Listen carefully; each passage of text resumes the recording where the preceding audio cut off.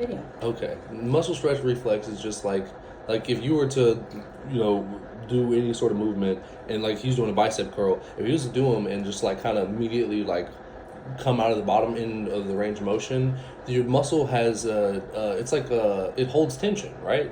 So there's a bit of momentum that's going to come with that. Not a bit, there's going to be a lot of momentum.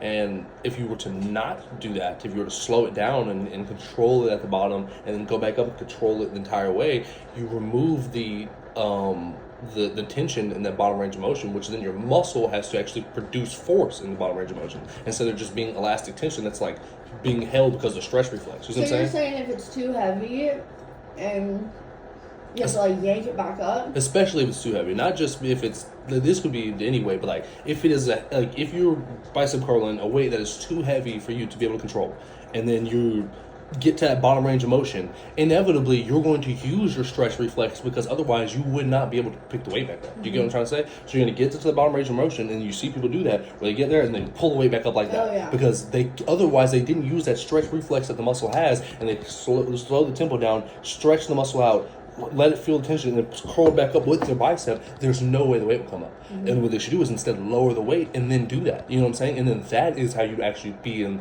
the 5 to 8 rep range with that weight.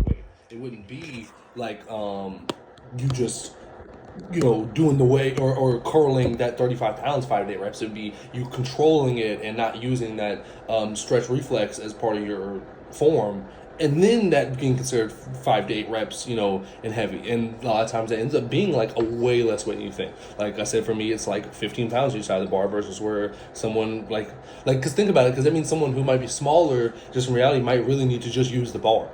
And that is who the hell wants to go just use the bar. So I kind of understand where someone's coming from with that, but you should just go do it, because you just get bigger muscles, It will work, I still don't get what you're saying. So basically you're saying what is the stretch reflex?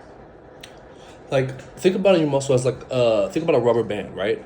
If you have a rubber band and you pulled it and you snapped it, what would happen? If you pulled it back, you don't do anything other than let go for it to snap back in the other direction. Yeah. You see what I'm saying? It's not, there's no active force and tension you're putting on it after you pull it back. It's just like the weight. You pull it back and it's force and tension against it, but you're going to spring up. And of course, it's not just like a rubber band in the sense of it's extremely elastic, but there's a level of tension that's there that is maintaining itself that's going to help you pick that weight back up. You know what I'm saying? Versus if you were to slow it down and control the eccentric of the movement, stay in the lower part of the eccentric just for like a second, a half second, and then come back up, you feel so much, especially you'll feel way deeper stretch and burn in the muscle. I can guarantee you, inevitably. And you won't feel it in your tendons. You will feel it in the muscle. Whereas the reason you're feeling your tendons is because that is all the muscles are attached to tendons, so they're responding to that stretch reflex in such a heavy force load that your muscles literally cannot handle it at this point. That your tendons have to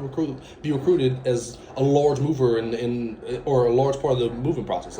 You're not giving your body a choice because you're using way too big of a weight. You know what I mean? If you use the lower weight, you would get a better stimulus. I don't know. I hope I explained it well. Yeah. Does that make sense? Yeah. I don't know. I don't know the dictionary definition, to be honest with you. I'm trying to think of what it is right now, but think about it like a rubber band. Think about if you were to do squats and just jump out of the bottom of them. You know what I'm saying? Versus how you do them and slow them down and kind of get deep. That's why they're so hard. When are they the hardest? Is it at the top? No. Is it halfway down? Is it halfway up? Or is it in the very deepest part right when you try to come out of it? So when it's the hardest. But it wouldn't probably be the hardest if you didn't go down as far as you go down and didn't slow it down. If you just jumped down there and came back up, that wouldn't be the hardest part. You know what I mean? It might be, but it wouldn't be as hard as it is. You know what I'm saying? It wouldn't be doing what it does for your muscles, And that's probably why, especially if he's, you should, I don't know what he looks like, if he's a big person or not. He has muscles. So, I don't, and granted, put it this way, even he probably wouldn't want to go in and use what I use on the bar to lift what I lift for my biceps. You know what I'm saying? Which is not a lot. And he's not as big, so he probably would not want to use the weights I'm using. Yeah. Because he would feel like, damn, that's too, I don't like the way that looks on the whatever, right? So there's probably no way he's doing proper weights, and that's probably why he's feeling the tendons. That would be my immediate Especially assumption. since he just recently started working out again for real, in the past 2 months, and maybe he just started up too quick, too much weight. Yeah, he's probably trying to play catch up or something, you know? Yeah. Mhm. But yeah, that's probably exactly what it is. But And that